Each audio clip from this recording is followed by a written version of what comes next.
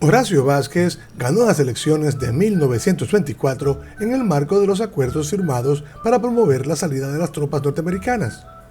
Su gobierno dio continuidad al plan de obras públicas desarrollado por los norteamericanos, pero a diferencia de estos, la administración de Vázquez no fue tan celosa del manejo transparente del erario público, por lo que varios de sus funcionarios eran señalados por corrupción. Fuera de este hecho, Vázquez permitió la libertad de prensa y no fue proclive a las prácticas autoritarias tradicionales de los gobiernos anteriores.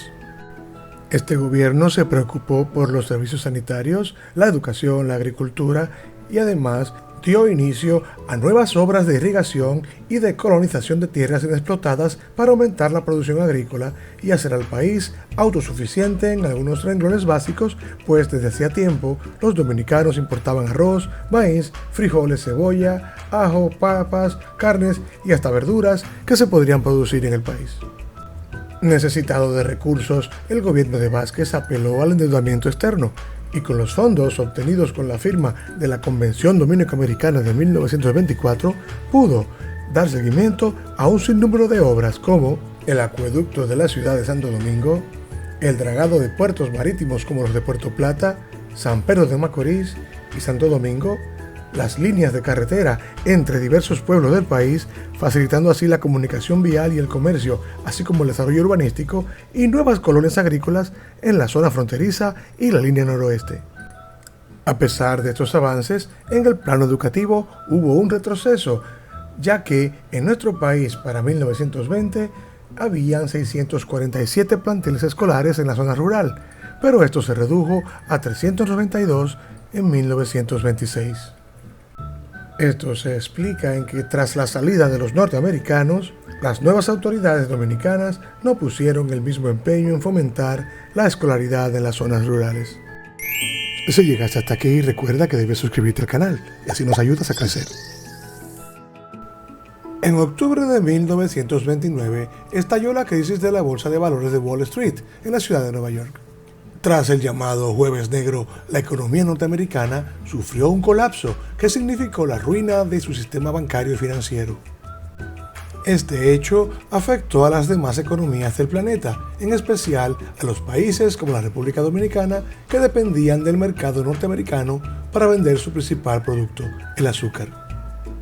Además del azúcar, la crisis de 1929 afectó todos los renglones de la economía dominicana, generando despidos masivos, rebaja de salarios y gran malestar social entre la ciudadanía, que acusaba a la administración de Vázquez de sus calamidades, pues no comprendían que la situación económica era de carácter mundial y nadie tenía soluciones a corto plazo. Este fenómeno económico desató una serie de eventos a nivel mundial que facilitarían el ascenso de gobiernos autoritarios en varias regiones del planeta. En nuestro país, la imagen del gobierno de Vázquez se vio afectada por dicha crisis global, pero había otros factores internos que socavaban la estabilidad del mismo. Entre estos sobresalen las denuncias de corrupción administrativa, la prolongación de 2 años al gobierno que se extendió de 1928 al 1930, amparados en una interpretación de la Constitución que no tenía una base jurídica sólida. Las pretensiones reeleccionistas de Vázquez para 1930, lo que generó gran malestar entre otros aspirantes a la presidencia.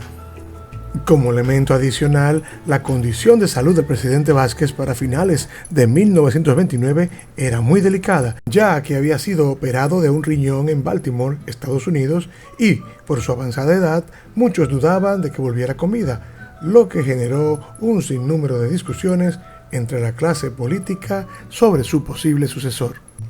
Para empeorar las cosas, en esas mismas fechas, Vázquez dio muestras de megalomanía al ordenar una emisión de sellos de correo con su imagen, algo nunca visto en un país donde hasta entonces ese honor solo se confería a los ya fallecidos. Este y otros hechos, como el nombrar varias calles en su honor, llevaron a que para enero de 1930 la oposición lo acusara de sufrir locura mental y buscaran inhabilitarlo políticamente.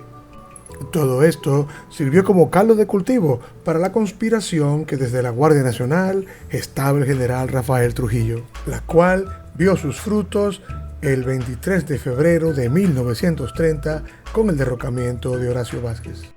Este renunció a la presidencia sin oponer resistencia, partiendo luego hacia el exilio. Se eligió para la presidencia provisional a Rafael Estrella Ureña, que también era parte del complot y preparó las elecciones que fueron ganadas sin ningún tipo de oposición por Rafael Leónidas Trujillo.